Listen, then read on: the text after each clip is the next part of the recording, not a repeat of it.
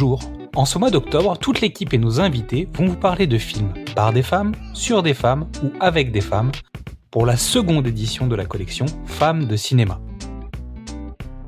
Qu'ils sévissent sur Instagram, TikTok, YouTube ou en podcast, ils n'ont qu'un seul objectif, vous donner envie de voir ou revoir un film.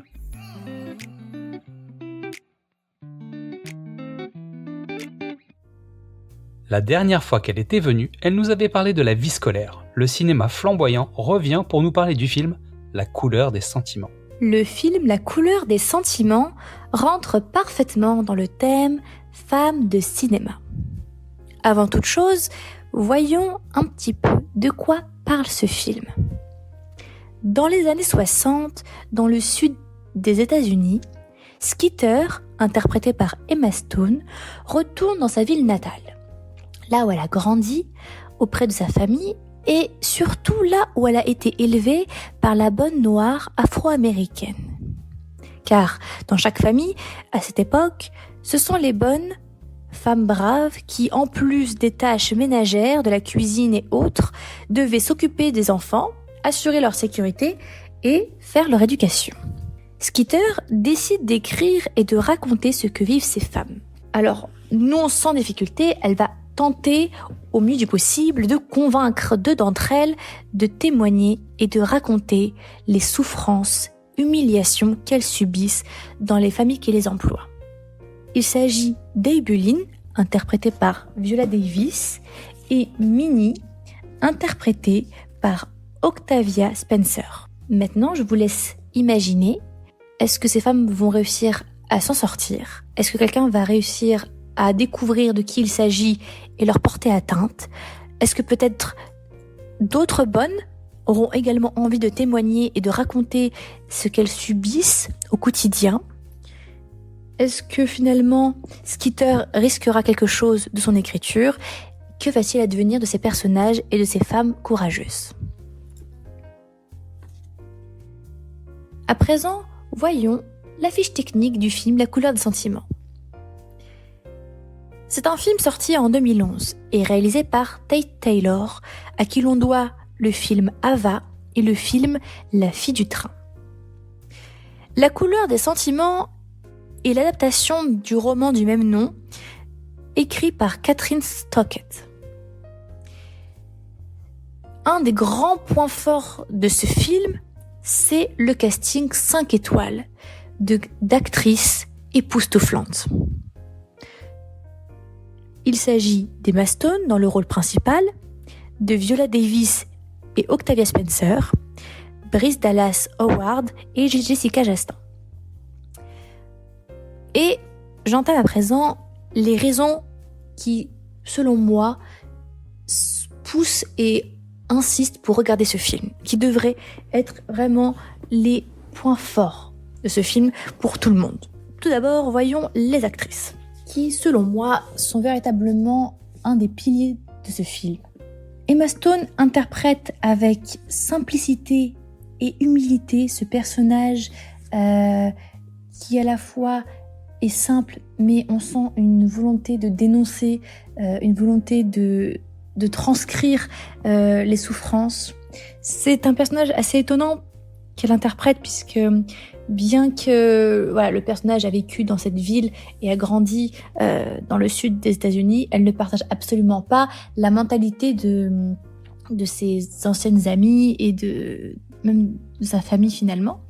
C'est un personnage qui est finalement le vilain petit canard.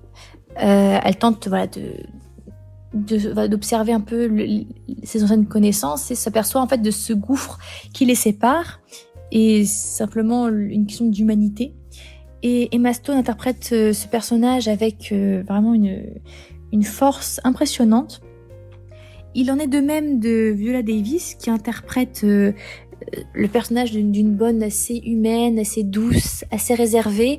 Les scènes dans lesquelles elle apparaît sont assez marquantes, même si il ne se passe pas forcément quelque chose, on va dire, d'extraordinaire. C'est puissant dans la manière dont c'est interprété. Et il en est de même d'Octavia Spencer qui, elle, va interpréter un personnage un peu plus virulent, un peu plus révoltant. C'est une bonne qui subit, mais au bout d'un moment refuse de subir davantage. Et puis finalement, qui va se heurter à un nouveau personnage et qui va finalement remettre en question différents points de vue qu'elle avait pu avoir au fil de sa vie. Et vraiment un personnage très très intéressant, à la fois drôle, qui nous fait rire parfois, mais surtout très touchant, et on est triste de voir parfois certaines scènes, mais toujours très intéressant, et vraiment un jeu d'acteur qui est très bien mené. Bryce Dallas Howard, elle interprète le personnage un peu antagoniste, la méchante, qui inhumaine et qui n'a pour but simplement de rendre la vie des bonnes afro-américaines la plus terrible possible, qui se focalise sur des points ridicules, donc un personnage assez compliqué, assez détestable, et pourtant Bryce Dallas Howard l'interprète très très bien. C'est vrai qu'elle a un visage assez angélique, elle a un très beau physique, et elle interprète finalement une sorcière, un monstre inhumain qui se cache, et puis voilà, puisque quand on la voit, on lui donnerait le bon Dieu sans confession, et finalement, lorsqu'elle commence à évoquer ses idées ou autres, ça en devient terrible. Donc une interprétation très très bonne. Et enfin, Jessica Chastain, qui interprète un personnage un peu plus léger, mais pour autant qui va vivre des choses assez profondes, et questionner des choses encore sur la vie d'une femme. Et j'y reviendrai, c'est ça qui est intéressant, c'est que à travers tous ces personnages, c'est aussi des questions d'humanité, mais surtout de femmes qui sont évoquées. Et Jessica Chastain est cette fille qui vient d'une ville du Nord et qui va épouser un des hommes les plus convoités de cette ville du Sud. Donc elle est détestée, mise de côté par les filles de la ville, et elle est très gentille, elle a vraiment le cœur dans la main, et vraiment un amour, et ne comprend pas finalement ce rejet. Elle fait un déni de la chose, et dans sa vie personnelle, elle subit également d'autres soucis que peuvent rencontrer des femmes. Donc le film aborde justement des questions assez forte, et j'en viens à mon deuxième point de pourquoi finalement regarder ce film. Donc un des points forts de ce film, c'est vraiment l'histoire et toutes les morales qu'on peut en tirer. Donc l'histoire qui se base malheureusement sur des faits réels, c'est une œuvre de fiction, mais les faits qui sont critiqués, dénoncés, malheureusement ont bien existé aux États-Unis de l'époque, avec une période de ségrégation qui est assez forte, qui est assez violente. Donc les personnes de couleur en ont subi les travers, et d'autant plus les femmes. Et ce film vraiment met en avant la souffrance des femmes noires, et c'est très intéressant et terrible à la fois. Donc chacun des personnages, et je dirais chacune des femmes dans ce film, va être confrontée à des questions, à des problématiques que d'autres femmes peuvent rencontrer. Que ce soit des différents types, et c'est assez intéressant, et c'est très bien écrit, les personnages sont très bien écrits, et ce qui fait que l'histoire en devient très réaliste, et ça fait vraiment froid dans le dos. Donc c'est vraiment non seulement on va dire une dénonciation de ce qui pouvait être raciste à l'époque, et malheureusement qui peut encore exister de nos jours, mais aussi de la condition des femmes, et du respect qu'on leur accorde, ou justement qu'on ne leur accorde pas, et dans certaines situations. Parfois, on a vraiment des scènes où la bonne, elle est vraiment considérée comme un être non humain. C'est vraiment terrible, mais très très bien mise en scène. Et là, c'est mon troisième point de pourquoi voir ce film, c'est la mise en scène, la réalisation, que ce soit dans la colorimétrie, la manière, donc les couleurs du film, ce sont des couleurs à la fois pastel mais assez joyeuses. Le film est assez beau, de manière visuelle, c'est assez pétillant dans la plupart des scènes. Les décors, les costumes sont assez, c'est vraiment très joli, très beau à regarder. Avec donc au fond finalement cette histoire terrible basée sur comme on le disait, des histoires assez tristes, basées sur des vraiment tristes réalités. Et ce film, vraiment, sa mise en scène, vraiment, est bien amenée. Enfin, chaque scène est bien présentée. Franchement, on ne s'ennuie pas une seconde devant ce film. Chaque dialogue, chaque chose est bien amenée. Et vraiment, ce qui en résulte, c'est nos émotions. Et je finirai sur ça. On ne peut pas rester indifférent face à ce film. Ce film nous marquera tous d'une manière ou d'une autre. Et d'autant sur le sujet voilà, du racisme et surtout le sujet des femmes.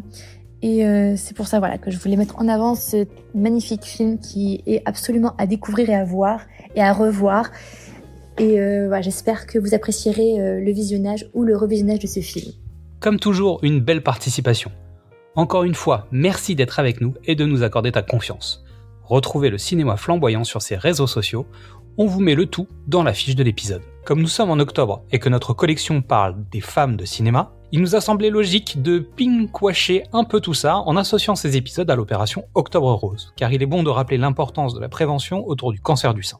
Cette maladie qui va toucher une femme sur 8. Si vous êtes poditeur, ça marche aussi. Bah oui, c'est pas un sujet tabou. Et le soutien dans la démarche, ça compte aussi énormément. Alors, chères poditrices, aidez-nous à prendre soin de vous et parlez-en à votre médecin ou à votre gynécologue.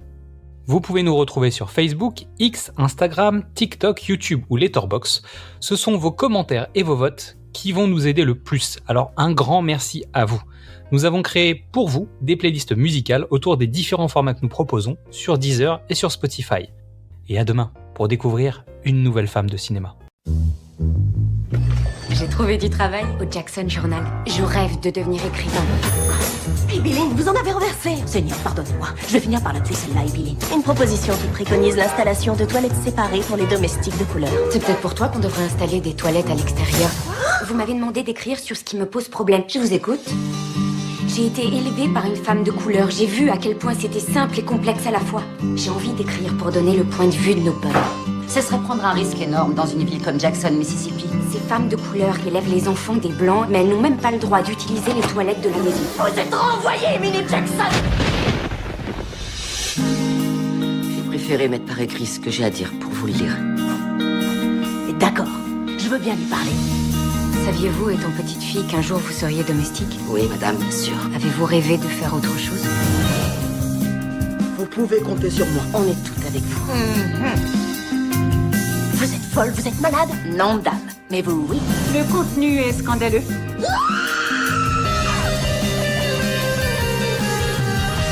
Les choses sont très bien comme ça. Pourquoi chercher des problèmes? Les problèmes sont déjà là. Nous nous battrons jusqu'au bout pour la liberté. C'est vous qui m'avez embarqué là-dedans. Mais maintenant, j'arrête. Et encore, elle est de bonne humeur.